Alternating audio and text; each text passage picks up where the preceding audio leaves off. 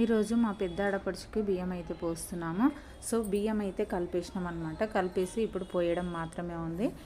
ఎందుకు అంటే మేము ఇల్లు కట్టుకున్నాము. సో ఆడపడుచులకి బియ్యం పోయాలి కాబట్టి బియ్యం అయితే పోస్తున్నాము. ఇవి మా పెద్ద ఆడపడుచుకి పోస్తున్నాము. అన్నయ్యకి కూడా హెల్త్ అనేది బాగాలేదు.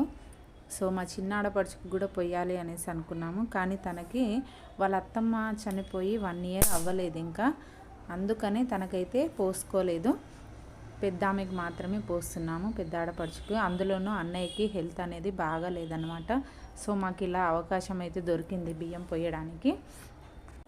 బియ్యం పోసి 1 వీక్ అయితే అయ్యింది, అంటే 10 డేస్ అట్లా. 27కి అయితే బియ్యం పోసినాము. 9థ్కి అయితే అన్నయ్యకి హెల్త్ బాగాలేక చనిపోయారనమాట. మాకు ఇదే లాస్ట్ అవకాశం అయితే దొరికింది బియ్యం పోయడానికి. ఇక్కడ మా చిన్నాడపడిచి అయితే బియ్యం దించుకుంటుంది. అసలు ఇట్లా జరుగుతుంది అనేసి ఊహించలేదు.